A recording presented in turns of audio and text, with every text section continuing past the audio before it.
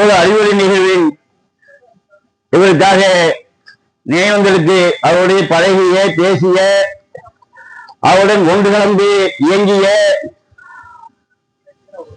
அவர் செய்த அவர் கொடுத்த பிரசுரம் அவர் கொடுத்த நோட்டீஸ் அவருடைய பேச்சின்பால் அவர் கூட பழகின்பால் அவரால் அரசு அடக்குமுறையை அனுபவித்த மாற்றி இயக்க போர்களுக்கும் இந்த கிராமவாசிகளுக்கும் நான் சார்ந்திருக்கூடிய மக்கள் போராட்ட மையத்தின் சார்பாக சிவப்பு வணக்கத்தை தெரிவித்துள்ளேன். இன்று நாடெங்கும் சமையல் செய்ய கஞ்சி காய்ச்ச விறகு தேடி பழைய மாதிரி போனதா என்று digital India make in India இந்த நாட்டை வல்லரசு ஆட்சி என்று சொல்கின்ற பாசித மோடி நாய் பழைய மாதிரி நம்ம எல்லாம் விறகடுப்புக்கு செல்ல வைத்து விட்டான். இன்று உலகம் முழுக்க உலக மறுமதிப்பீடு செய்வதற்கு எல்லோருக்கு கொலையிடுவதற்கு இந்த மோடி நாய் இஸ்ரேல் போய் ஒப்பந்தம் செய்கின்றான். மோடி நாய் ஒப்பந்தம் செய்த மதுவி நாடு அமெரிக்க நாய் டர்பு நாய் என்ன செய்கின்றான்? இஸ்ரேல் மதகுருவை கொண்டு குவிக்கின்றான்.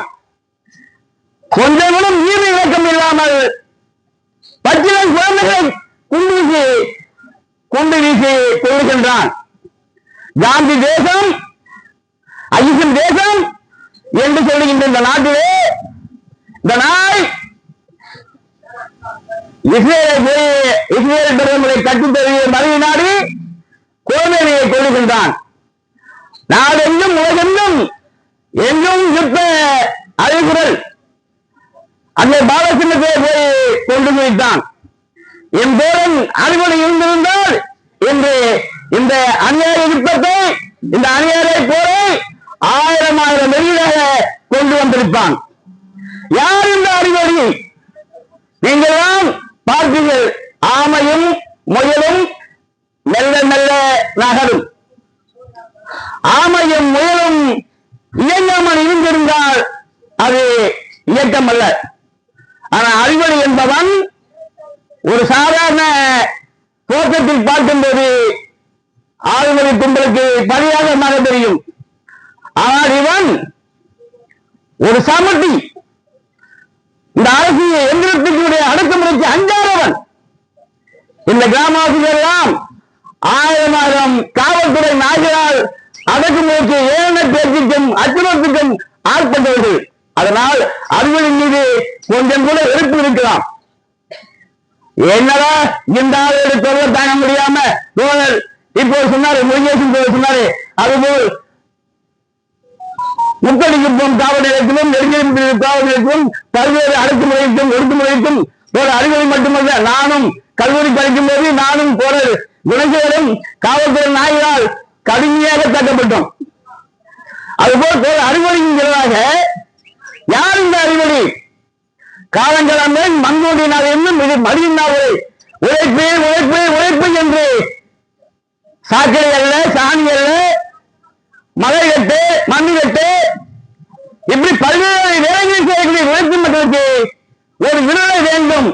அதுவும் சாதாரண விடுதலை இல்லை, சமோச விடுதலை இல்லை, ஒரு மிக மோசமான அரசியலை ஒடுக்கக்கூடிய கர்ண குடும்பத்தை ஒடுக்கக்கூடிய ஒரு யுத்தம் சொன்னாங்க, ஒரு ரத்த பரிசு சொன்னாங்க, ஒரு ஆயுத பரிசு வேண்டும் என்கிற ஒரே கொள்கைக்காக நான் மாஜாக்கிறேன். 25 ஆண்டு காலம் இருந்து செயலாற்றினேன். ஆனால் தோழர் அறிவுரை அவர்கள் 89 இறந்த பிறகு 80 இருந்து இந்த 26 வரை தோழரை நான் ஒரே ஒரு வாரம் தான் அவர்களை நெருக்கமாக பார்க்காமல் விட்டுவிட்டேன். அந்த ஒரு வார இடையிலே அவருக்கு நோய்வாய்ப்பட்டு இறந்து விட்டார் என்ற செய்தியை கதாநாயகன் சொல்கின்றார். ஒரு அறிவுரை அவர்கள் காவல்துறை நாய்களால் கடுமையாக அடிக்கப்பட்டு கை உடைக்கப்பட்டு படுகொலை செய்யப்பட்டால் நான் கூட கொஞ்சம் பரவாயில்லை, காவல்துறை நாய் கொண்டு விட்டு கொஞ்சம் சமரசம் செய்திருக்கலாம். அதை சுட்டுக் கொண்டு விட்டான். என்றால் கூட நான் ஒரு தீர்மானித்திருப்பேன். போயும் போயும் சாதாரண ஒரு வாரத்திற்குள் என்ன நோயும் தெரியல, ஜுரமா தலைவலியா காய்ச்சலா தெரியல, ஒரு அறிவுரை இறந்து விட்டார் என்று சொன்னால் யாருக்கும் நான் அழகே வராது. ஒருவர் சொல்வது போல் அன்று நான் அழுவேன், இன்னும் அழுகின்றேன். ஏன் என்று சொன்னால் எல்லாவித சொகுசு வாழ்க்கையும் அனுபவிக்கக்கூடிய இந்த சமூக அமைப்பில் எந்தவித சொகுசையும் அனுபவிக்காமல், எந்தவித இயல்பான வாழ்க்கையும் அனுபவிக்காமல் அவர் என்னை வந்து இயல்பாக என்ன போ நீ போன் போட்டே இருக்க மாட்டேன், எங்க போன போ அப்படின்னு கடைசி நேரத்துல பஸ்ல ஏறவே முடியல. ஒரு 1/2 கிலோ பீன்ஸ், 1/2 கிலோ கேரட்டு கொஞ்சம் காயோட ஏறுறார், முடியாம இருக்கார். கையை பிடிச்சா ஏற்றுறேன் பஸ்ல. சரி முன்னாடி நீங்க தயவு செய்து போய் ஹாஸ்பிட்டல் சேருங்க, நான் வந்து சரி பண்றேன்னு சொன்னேன். அதுக்குள்ளே இறந்து விட்டார். இப்படி ஒரு அறிவுரையாளர்கள் டங்கர் திட்டம், இந்திய அமெரிக்க வாணிக வர்த்தக ஒப்பந்தம், புதிய பொருளாதார கொள்கை எதுவானாலும் சரி தன்னுடைய மனிதன் பரிசு மூலமாக வெளியிடுவார். கடைசியாக சத்தீஸ்கர், ஜார்க்கண்ட் போன்ற இடங்களிலே ராணுவ தகவலை காவல் என்கின்ற வெளியீடு, அப்ப பாலகிருஷ்ண வெளியீடு, இப்ப காவல்துறையிலே 3 கொடிய சாட்சியுடைய அந்த புத்தகம் தொடர்ச்சியாக தன்னுடைய மனிதன் பரிசு மூலமாக இந்த அரசியல் பற்றி அம்பலப்படுத்துவதற்கு பெரும் பங்காற்றினார். இவருடைய இழப்பு என்பது இந்த இயக்கத்தின் மூலமாக எமக்கு பெரிய இழப்பாக கருதுகின்றோம். அவருடைய இளைஞர்களுக்கு எனக்கு பேச வாய்ப்பளித்த இந்த குழுவுக்கு நன்றியை கூறிக்கொண்டு நான் முடித்து வருகிறேன். நன்றி, வணக்கம்.